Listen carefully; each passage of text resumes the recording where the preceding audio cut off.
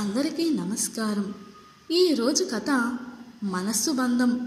రచన షహనాజ్ బతుల్ గారు. ఇంకా స్టోరీలోకి వెళ్ళిపోదామా?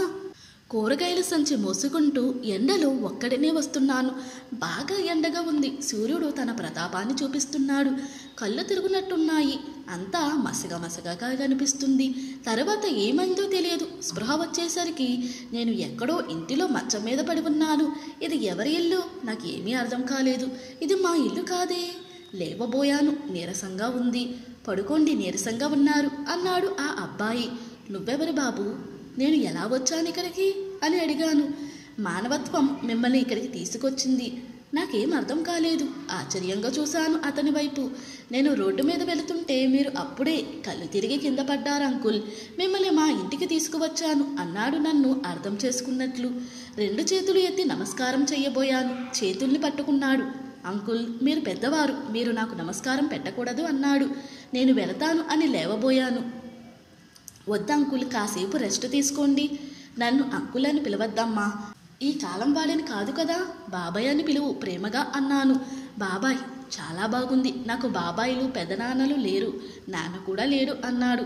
నా మనసుకు ఎందుకో చాలా బాధ కలిగింది. పాపం, మీ అమ్మగారు పెంచారా మిమ్మల్ని అని అడిగాను. అవును బాబాయ్, మా అమ్మ ఆ కాలంలో డిగ్రీ చదివింది, ఉద్యోగం చేస్తూ నన్ను పెంచింది. ఇంట్లో ఎవరూ లేరా అని అడిగాను. మా ఆవిడ ఉంది, బాబు నిద్రపోతున్నాడు అని చెప్పి భార్యను పిలిచాడు. వంటగదిలో ఉందనుకుంటా. చేతులు చెంగుతో తుడుచుకుంటూ వచ్చింది. నమస్కారం మామయ్య అన్నది. మా ఆవిడ శ్వేత. మీకు ఎవరున్నారో చెప్పండి బాబాయ్, వాళ్ళకు ఫోన్ చేస్తాను అన్నాడు. నాకు ఎవరూ లేరు. శ్వేత లోపలికి వెళ్ళి ప్లేట్లో ఉప్మా పెట్టి తీసుకొచ్చింది. అప్పుడే చేసినట్టుంది, వేడివేడిగా ఉంది. బాబాయ్, మీరు ఏమీ తినలేదేమో, కళ్ళు తిరిగి పడ్డారు, మీరు చాలా నీరసంగా ఉన్నారు. ఈ ఉప్మా తింటే కొంచెం శక్తి వస్తుంది. ఎవరి అబ్బాయి? ఏమిటి బంధం? ఈ అబ్బాయికి నాకు ఏదో బంధం ఉంది. కన్న కొడుకులు వదిలేసి విదేశాలకు వెళ్ళిపోయారు. నన్ను ఎంతో బాగా చూసుకునే శ్రీమతి నన్ను వదిలి సుదీర తీరాలకు వెళ్ళిపోయింది. నాకు హోటల్ తిండి పడదు. నా సీత చాలా బాగా వండేది. నేను వండుకుని తింటున్నాను. నిన్న ఏమీ తినలేదు. నీరసంగా ఉన్నాను. ఎండ బాగా ఉండింది. నన్ను తన ఇంటికి తీసుకొచ్చాడు. ఈ కాలంలో ఎవరు ఇలా చేస్తున్నారు? ఆ అబ్బాయి ఇచ్చిన ఉప్మా తిన్నాను. ఇంటి తిండి తింటున్నాను. హాయిగా ఉంది. టీ ఇచ్చింది. దానితో ట్యాబ్లెట్ ఇచ్చాడు. నువ్వు డాక్టర్వా? కాదు బాబాయ్, ఇది మల్టీవిటమిన్ ట్యాబ్లెట్, మీకు నీరసం పోవడానికి. టీ తాగి ట్యాబ్లెట్ వేసుకున్నాను. నిజంగానే చురుకుదనం వచ్చేసింది. మంచం మీద నుండి లేచాను. కాసేపు అటు ఇటు నడిచాను. బాబాయ్, మీకు పిల్లలు లేరా? 2 కొడుకులు, 2 విదేశాలలో ఉన్నారు. బాబాయ్, మీరెక్కడికి వెళ్ళవద్దు, మా దగ్గరే ఉండిపోండి. నేను 10వ తరగతి చదివేటప్పుడు నాన్నగారు పోయారు. మీలో నాన్నను చూసుకుంటాను. నా కళ్ళల్లో నీళ్లు తిరుగుతుండగా ఆ అబ్బాయిని హృదయానికి హత్తుకున్నాను. తల పైకెత్తినప్పుడు గోడకు దండ వేసి ఉన్న ఫోటో కనిపించింది. ఈ ఫోటో మా నాన్నగారిది. నువ్వు మా విశ్వం కొడుకువా? మీరు శంకరం గారా? అవును. మా నాన్నగారు ఎప్పుడూ మిమ్మల్ని గుర్తు చేస్తూ ఉండేవారు. దేవుడు నన్ను నా ప్రాణ స్నేహితుడు విశ్వం కొడుకు దగ్గరికి చేర్చారు. ఆ కాలంలో ఇంటర్నెట్, మొబైల్స్ లేవు. మా మధ్య ఉత్తరాలు ఆగిపోయాయి. విశ్వం ఎక్కడ ఉన్నాడో తెలియదు. మేమిద్దరం ఇంటర్, డిగ్రీ కలిసి చదివాము. మా స్నేహం జీవితాంతం ఉండాలని అనుకున్నాము. మేము తాతలం అయినా మా స్నేహం కొనసాగాలని అనుకున్నాము. ఎన్నో విషయాలు చెప్పుకునేవాళ్ళం, ఎన్నో ఆలోచనలు చేసేవాళ్ళం. నేను బ్యాంకులో మంచి ఉద్యోగం చేశాను. నాకు అదృష్టవశాత్తు అనుకూలవతైన నన్ను చాలా బాగా చూసుకునే భార్య దొరికింది. కానీ నేను పదవి విరమణ చేసిన సంవత్సరానికి తను నన్ను వదిలి సుదీర తీరాలకు వెళ్ళిపోయింది. బాబాయ్, మీరు మా ఇంటికి వచ్చేసేయండి.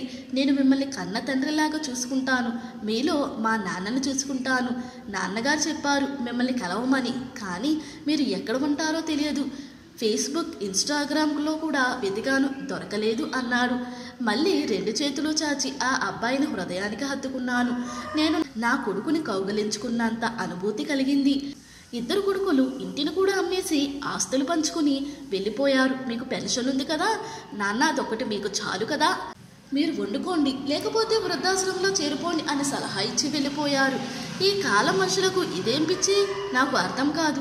ప్రతి ఒక్కరూ విదేశాలకు వెళ్ళిపోతున్నారు. ముసలి వాళ్ళకు కావాల్సింది డబ్బు, ఇల్లు కాదని వృద్ధాశ్రమంలో వాళ్ళు బాగా చూసుకున్నా కన్న కొడుకులు మనవలు లేని లోటు అలాగే ఉంటుందని ఎలా చెప్పాలి? ఆలోచిస్తుంటే నా కళ్ళల్లో నీళ్లు వచ్చాయి. నా కన్నీళ్లు తుడిచాడు. నీ పేరేంటి బాబు అని అడిగాను. శ్రీకాంత్. నా మనసు గతంలోకి వెళ్ళిపోయింది. ఆ రోజు ఇద్దరం పార్కులో కూర్చున్నాము. ఏవో కబుర్లు చెబుతున్నాడు. ఎన్నో విషయాలు పంచుకున్నాము. నీకు పెళ్ళయ్యాక కొడుకు పుడితే ఏం పేరు పెడతావురా అని అడిగాడు విశ్వం. ఏమో, పెళ్లి కాలేదు, ఇప్పుడు అవన్నీ ఎందుకు అన్నాను. నాకు కొడుకు పుట్టినా నీకు కొడుకు పుట్టినా సేమ్ పేర్లు పెట్టుకుందాం. ఒకవేళ మొదట కూతురు పుడితే ఆ తర్వాత కొడుకు పుడతాడు కదా, అప్పుడు పెట్టుకుందామని చెప్పాడు.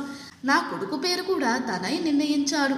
నాకు కొడుకు పుడితే శ్రీకాంత్ అని పెడతాను, నీకు కొడుకు పుట్టినా శ్రీకాంత్ అని పెట్టు. అందుకే నా పెద్ద కొడుకు పేరు కూడా శ్రీకాంత్. ఇతన్ని నేను శ్రీకాంత్ అని పిలిచినా పెద్ద కొడుకుని పిలిచినట్టుగా అనిపిస్తుంది కదూ. దేవుని లీల, నన్ను నా కొడుకు దగ్గరికి చేర్చాడు దేవుడు అనుకున్నాను. మేం మొదట కొడుకుకి శ్రీకాంత్ అని పేరు పెట్టాలని అనుకున్నామని చెప్పాను. చూసారా బాబాయ్, మిమ్మల్ని నా దగ్గరకు చేర్చాడు దేవుడు. మీరు మా దగ్గర ఉంటేనే మా నాన్న ఆత్మకి శాంతి. మీ ఇల్లు సొంతిల్లా అద్దిల్లా అని అడిగాడు. అద్దె ఇల్లు. అయితే బాబాయ్ వెళ్ళి సామాన్లు తెచ్చేసుకుందాం. వాళ్ళ బాబు బంటి లేచి వచ్చాడు. మీ తాతయ్య అన్నాడు కొడుకుతో. 2 చేతులు చాచాను. వచ్చాడు, ఎత్తుకున్నాను. నా మనవడిని ఎత్తుకున్నట్టుగా అనుభూతి కలిగింది. నేను, శ్రీకాంత్, శ్వేత, బాబు అందరం వెళ్ళి నా ఇల్లు ఖాళీ చేసి సామాన్లు తెచ్చేసుకున్నాం. అయినా నా దగ్గర ఉన్నది చాలా కొద్ది సామాను. ఇప్పుడు నా పెద్ద కొడుకు నా దగ్గరే ఉన్నాడు. శ్రీకాంత్ దగ్గర నేను చాలా సంతోషంగా ఉన్నాను. శ్రీకాంత్, శ్వేత నన్ను చాలా బాగా చూసుకుంటున్నారు.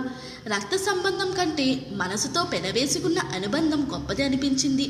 అదే మనసు బంధం. ఇంతటితో ఈ స్టోరీ ముగిసింది. ఈ స్టోరీ కనుక మీకు నచ్చినట్లయితే మరియు నా ఎక్స్ప్లెనేషన్ కనుక మీకు నచ్చినట్లయితే ప్లీజ్ లైక్, షేర్, సబ్స్క్రైబ్.